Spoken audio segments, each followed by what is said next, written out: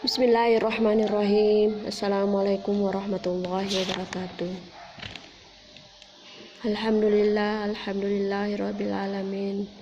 Pada kesempatan ini kita akan kembali membuka materi kita dengan meringkas atau membuat rangkuman dari pertemuan dalam hal al-fasal. Namun sebelumnya mari kita dulu sama-sama berdoa agar ilmu yang kita peroleh nantinya dapat berbarakah, bermanfaat insyaallah. Amin. Bismillahirrahmanirrahim. Rabbi zidna ilman warzuqna fahman sahiha.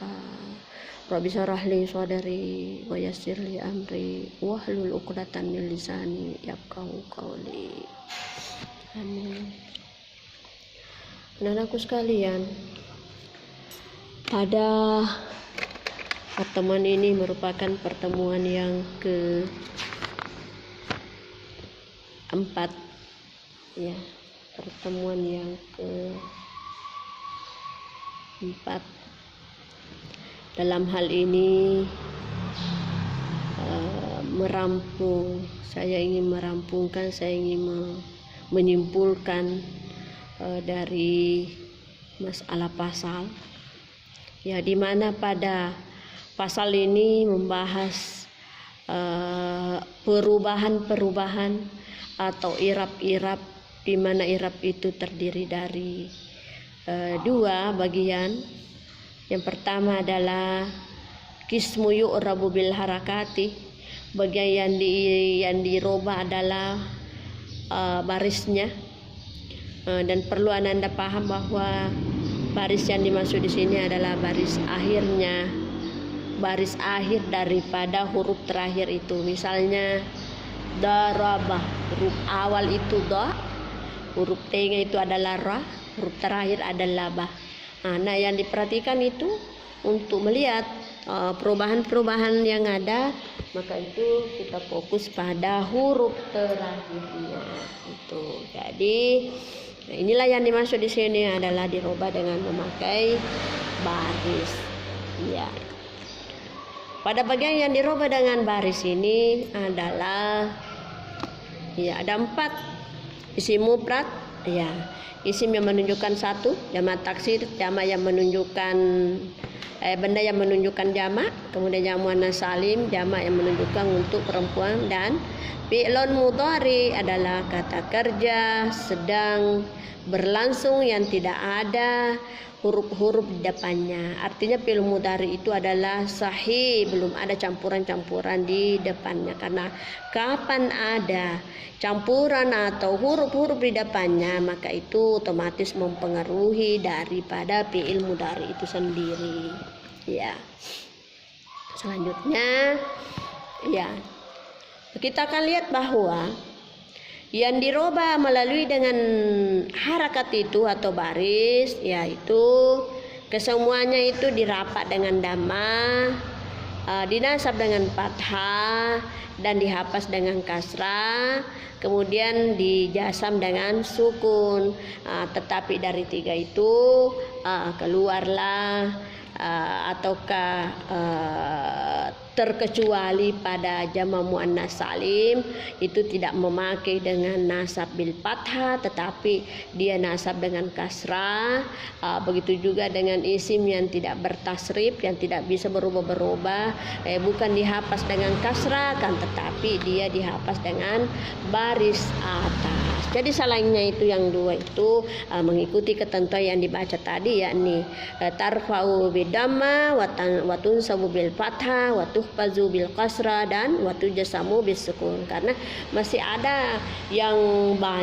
banyak yang mau berubah atau yang bisa berubah dengan memakai ketentuan itu. Hanya pengecualian tadi pada jamak muannats salim dengan isim yang tidak bertasrif, ya. Kemudian Fi'il mudhari juga ini. Fi'il mudhari yang hadir itu bukan lagi dijasam dengan sukun, akan tetapi dijasam dengan membuang huruf akhirnya. Jadi selain yang 3 ini itu mengikuti ketentuan yang ada. Makanya bunyinya di situ disebutkan wa kulluha, kesemuanya itu turpau bidamma, dirapat dengan damma, watun sabu bil fathah, dinasab dengan fathah, watufazu bil kasrah, dan dihafaz dengan kasrah, dan yang keempat watujasamu bis sukun, dan dijasam dengan sukun.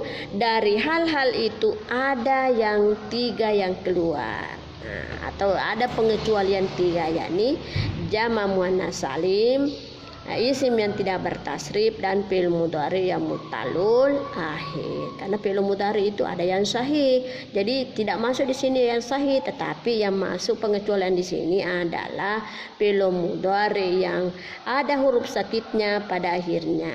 Ada contoh yang saya sudah ambil itu kemarin adalah Roma. Ra huruf pertama, mim yang di tengah, terakhir adalah alif. Nah, itulah yang sakit, itulah yang tidak terbaca apabila dalam keadaan hafaz. Ya, jasamnya iya, dalam keadaan jasam. Selanjutnya pada i'rab atau dirubah dengan huruf. Jadi ingat ya, tadi baris sudah, sekarang ini hurufnya ada 4 juga. Jadi masing-masing 4. Yang pertama adalah tasniyah yang menunjukkan 2 apakah laki-laki atau perempuan. Kemudian yang kedua jamak muzakkar salim, jadi khusus untuk jamak untuk laki-laki. Kemudian asmaul hamzah isim 5, hanya 5 jumlahnya. Itu saya rasa sudah baca itu lengkap dengan yang memakai waw, yang memakai dengan ya, yang memakai dengan alif. Tinggal Anda memperhatikan nanti kedudukannya. Apakah dia dalam keadaan marfu, apakah dia dalam keadaan mansub, dan apakah dia dalam keadaan majrur atau hafaz. Maka otomatis Anda bisa merubah sesuai dengan ketentuannya itu, ya. Kemudian yang kedua adalah af'alul hamzah. Yang af'alul hamzah ini ada contohnya disebutkan yaf'alani. Ini kan contoh ya, tapi kalau bisa kita ambil contoh fi'il lain, misalnya katabah. Apa fi'il mudhari'nya katabah? Ya ketubuh. Ya ketubuh. Ini ya ketubuh kita jadikan af'alul hamzah, maka bunyinya ya ketubani. Tak ketubani, ya ketubuna, tak ketubuna, tak ketubina. Jadi ini contoh dasarnya ini, tapi kita bisa transfer ke fi'il mudhari yang lain dengan memperhatikan polanya. Itu ditambah alif dengan nun pada akhirnya, atau waw dengan nun pada akhirnya, ataukah ya dengan nun pada akhirnya, ya. Selanjutnya yang terakhir adalah tasniyah. Ada poin ya diurai di sini apa itu yang tasniyah yang menunjukkan 2. Apabila tasniyah itu dirapa maka dia memakai alif. Saya sudah sampaikan contohnya, ada 2 itu yang menunjukkan tasniyah ditambah waw dengan nun, ataukah ya dengan nun, ataukah alif dengan nun.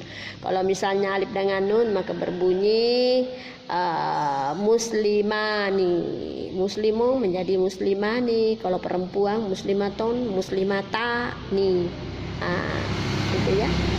Kalau kalau ya karena terkadang juga dinasab, terkadang juga dihafaz, maka dia pakai ya. Jadi muslimaini atau muslimataini, yaitu.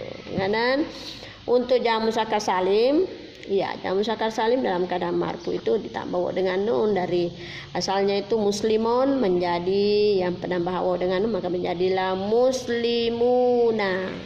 Kalau dia dalam keadaan masab, dalam keadaan jasam, hafaz, maka dia pakai ya, berarti muslimina.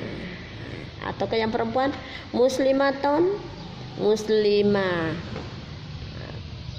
Muslim, bunda bisa ya, karena ini hanya untuk jamak muzakkar salim, ya, maaf Ini jadi yang ikut di sini hanya jamak muzakkar salim, yakni perubahannya ditambah wa dengan nun atau ya dengan nun, ya dengan nun yang dipakai apabila dalam keadaan nasab dan dalam keadaan hapas. Selanjutnya pada asmaul hamsah, namanya asma berarti itu adalah isim yang jumlahnya 5. Ini juga memakai 3 tanda i'rab, memakai 3 tanda i'rab, maka lengkap semua itu perubahan-perubahannya. Ada dirapat dengan waw maka menjadilah abuka, dinasab dengan alif maka menjadilah abaka, dihafaz dengan alya maka menjadilah abika dan sebagainya. Silakan Anda rubah-rubah itu, tinggal Anda memperhatikan apa jabatannya dalam kalimat itu. Bagaimana, apakah dia jabatannya dalam keadaan marfu, maka itu kita pakai penambahan waw dengan penambahan waw maka menjadi abuka. Apakah dia dalam keadaan nasab, maka perubahannya menjadi abaka. Apakah dalam keadaan hapas, maka perubahannya hapas dengan ya, maka perubahannya menjadi abika. Begitu juga dengan yang sisanya itu yang masih ada 4 karena ada 5 ya. Nah, ini tadi hanya merupakan contoh yang saya sebutkan. Kemudian yang paling terakhir adalah af'alul hamsah. Apabila dirapa maka dirapa dengan nun, artinya dirapa dengan tetap nunnya terbaca itu nunnya. Nah, kalau dinasab dan dijasam tidak terbaca, tetapi bagaimana? Dibuang, tidak dibaca. Misalnya ya, kalau yang dalam keadaan rapa dengan nun disebut nunnya ya alani, nih itu huruf terakhirnya. Ya taf'alani, yaf'aluna, taf'aluna, taf'alina. Tetapi kalau dalam keadaan nasab dan jasam itu dibuang, hanya kita menyebut yaf'ala, taf'ala, yaf'alu, taf'alu, taf'ali. Misalnya kita ambil kata kerja baru, tadi saya angkat itu adalah katabah. Kalau fi'il mudhari'nya menjadilah ya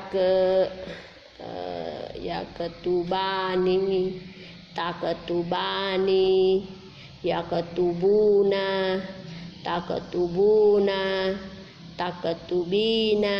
Akan tetapi kalau dalam keadaan nasab dan jasam maka dibuang nunnya itu, maka terbacalah ya ketuba, taketuba, ya ketubu, taketubu, taketubi. Itu semua. Tetapi kapan Anda jalan tidak sesuai dengan ketentuan, maka otomatis Anda salah baca sekaligus salah makna. Karena terkadang dengan perubahan baris, dengan perubahan huruf itu sangat mempengaruhi makna dari mufradat yang ada. Jadi itu sudah kita rampungkan semua dari perubahan itu, perubahan-perubahan yang jelas Anda sudah hafal itu tanda i'rab. Ya, dari awal sekali itu kita bahas itu pada semester ganjil itu tanda i'rab ada 4, nasab, hapas, apalagi jasam itu ya. Jadi hanya selalu kita bergeser di situ. Makanya Anda harus kuasai dulu itu dari awal-awalnya. Kemudian kalau kita melangkah selalu juga kembali ke situ. Tidak pernah lepas dari situ, karena itu memang merupakan dasar ataukah acuan untuk kita melangkah pada pelajaran-pelajaran selanjutnya, khususnya pada ilmu nahwu ataukah bahasa Arab. Karena bahasa Arab itu termasuk cabang bahasa Arab ilmu nahwu itu termasuk cabang daripada bahasa Arab itu sendiri. Jadi kita tidak bisa membaca bahasa Arab itu tanpa dengan mengetahui ilmu nahwu. Bagaimana kita mau tahu barisnya satu kata kalau kita tidak tahu namanya nahwu? Kalau hanya ada barisnya saja mau kita beli itu, kalau misalnya suatu saat tidak ada barisnya, bagaimana caranya kita mau baca? Nah, kita tidak tahu ilmu nahwu, makanya bahasa Arab dengan ilmu nahwu itu harus berbarengan, harus sejalan. Karena kapan tidak, berarti bahasa Arabnya bisa pincang, alias bisa kita salah baca, bisa kita salah maksud dari segi makna dan tujuannya. Jadi itulah yang merupakan kesimpulan dari suatu bab ini dalam hal al-pasal. Al-pasal yang terdiri dari dua, paslu al-mu'rabatu bil haraka dan al-mu'rabatu bil hurufi. Jadi hanya dua itu yang berubah, huruf dengan harakat, baris dengan huruf-huruf itu. Kita tidak bisa lepas dari dua itu. Kalau ada yang lain berarti ya perlu kita tinjau kembali apa yang selain yang dua itu. Jelas kesimpulannya bahwa yang dirubah itu hanya dua, adalah bil haraka, yang kedua adalah bil hurufi. Sekira inilah yang menjadi kesimpulan yang betul-betul Anda harus perhatikan, harus amati, harus cermati untuk pelajaran kita ini, karena ini termasuk pengantar dalam mengetahui perubahan-perubahan dalam suatu kalimat, apakah dengan melalui harakat, apakah dengan melalui huruf. Sekira inilah yang menjadi pembahasan pada kesempatan ini. Mudah-mudahan ada manfaatnya, mudah-mudahan Anda bisa memahami betul, bahkan bisa mempraktekkan dalam membaca kitab kuning ataukah dengan bahan-bahan yang berbahasa Arab ataukah ilmu-ilmu agama untuk bisa menggali ilmu-ilmu agama lewat bacaan-bacaan itu. Sekira demikianlah yang sempat saya sampaikan pada hari ini. Saya akhiri dengan ucapan wabillahi taufiq wa sa'adah. Assalamualaikum warahmatullahi wabarakatuh.